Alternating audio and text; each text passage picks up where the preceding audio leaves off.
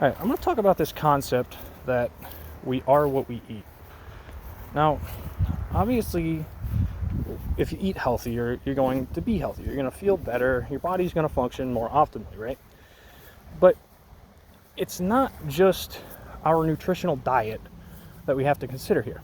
We have to look at basically all of the data, all of the information that our body collects, okay? And the way our body collects information is through our senses, okay? So, in effect, we have to look at not only our nutritional diet, but our information diet. We have to look at all of the things that we hear, all of the things that we see, all of the things that, the air that we breathe, and all of the things we touch. Basically, we have to look at the data or the information that our five senses collect. So, to make an analogy here, say you're eating processed food. And this processed food, we know it's not good for us, but why is it not good for us?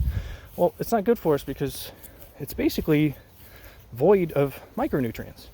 Okay, a processed food has plenty of macronutrients. It has plenty of carbs, fat, and protein, right? But it doesn't have the micronutrients which help our body efficiently use the macronutrients, okay? So when we have a diet, like the standard American diet, that's filled with processed foods, what happens is our body keeps telling us, eat more. We're not getting the micronutrients we need, so we're going to eat more and more. And if the food we're eating doesn't have those micronutrients, then we're going to get obese on the macronutrients. And our body is not going to function properly because it doesn't have the micronutrients, right? So to look at our information diet, make the analogy to the information diet, when we watch mainstream media, what's happening here is that basically mainstream media is processing our information diet in the same way that processed food is removing the micronutrients from our diet. Basically, mainstream media removes the micronutrients from our information. It removes the nuance, okay? Nuance is akin to the micronutrients in this instance. Now, you could also make this analogy to the air we breathe. If we're sitting inside all day, inside a drywall enclosure with filtered air conditioners, then we lose the diversity of air that we're supposed to be breathing in this lust forest, okay? We're supposed to be breathing this air because diversity improves our ability to be one with our environment, just like a diversity of micronutrients does. But we could even go as far to say, if we are putting shoes on and we're not touching the world around us, we're sanitizing everything, we're constantly cleaning everything around us, we could say that we are processing that information as well. So this analogy between this analogy between food, we're basically processing all of the information that goes into our senses. And why do we do this? Why is our world set up like this? Well, it's the profit motives, right?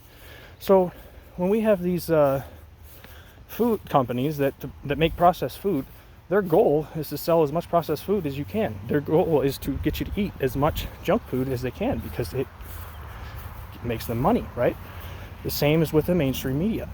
The mainstream media can best get clicks, can best maximize their profits from ad revenue by processing information into two categories, right? Two opposing categories. And what they don't do is they don't give you the nuance, right? Because what happens when they give you too much nuance is it basically creates more narratives. It's a lot easier to create controversial content that people will click on if you divide narratives into two opposing categories as opposed to 20 narratives. If there's 20 narratives, then all of a sudden, all of the narratives blend together and we understand each other a lot better. In the same way that adding micronutrients to your diet will help your body use the macronutrients better. So these patterns between our different senses, the different data, information that our senses take in are very valid, okay? But we have to keep two things in mind when we go about solving this problem, okay? So say you've been on a processed food diet, a standard American diet for 2 decades, and say you've been hiding inside in a 9-to-5 job without sunlight for 2 decades. what's going to happen if you try to flip to a whole foods plant-based diet and you try to get out in this nature and breathe in all of this pollen? What's going to happen if you make a drastic change overnight? Well, nature's going to attack you, okay? You are not acclimated to this. Your gut microbiome has adapted to the foods you've been eating, the processed foods you've been eating. So when you go from eating pizza to vegetables, your gut microbiome is going to attack you. You're gonna get discomfort, right? And here's the problem: we have to take this slow. If we move through this process too quickly, what ends up happening is it ends up basically punishing us. Okay, and then we think, oh, it's not made for me. I can't eat healthy. I don't. It makes me feel bad. But no, the problem is that you dug yourself into a hole and you tried to jump out of it all at once. You got to slowly dig yourself out of the hole by adding a little bit of plant-based food, a little bit of just whole foods slowly back into your diet, and removing the processed foods slowly as well. So there's another thing to keep in mind is that if you say you have a good diet, but you're still falling victim to other diseases. Okay, we have all these rising diseases, right? We have obesity, we have depression, anxiety, all these things are increasing, suicides even. Say you have your diet's on point, but you're still depressed. Well, why is that? It's probably because there's a shortcoming in one of your other informational diets, okay? Whether it's the things you touch, whether it's the media you watch. The bottom line is you have to kind of fire on all cylinders here. If you fix your diet, but you're still watching the most depressing content, the most depressing events that 8 billion people can muster, because that's what gets mainstream media's profits, then what's going to happen is you're going to still be depressed or anxious, and then it's going to leak into your efforts to fix your diet. So again, you have to fire on all cylinders here, but you have to fire slowly. Again, like I said, so you want to take slow, sustainable changes to these things. If you have a family member, for example, that is in denial about the climate issues that we're facing today, or the economic issues, if you try to just throw data in front of them, then they're not going to get the point, okay? You have to slowly, baby steps, you have to work your way out of this hole we dug ourselves into slowly. And in that light, if you try to censor the bad information that's causing all of these problems, the bad information that's developed by this profit motive of mainstream media, then what's going to happen is you are basically trying to jump out of the hole too quick again, and it's just going to backfire.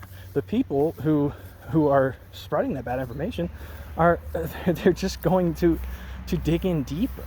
So we have to make slow, sustainable changes to our own behaviors, and then we can dig ourselves out.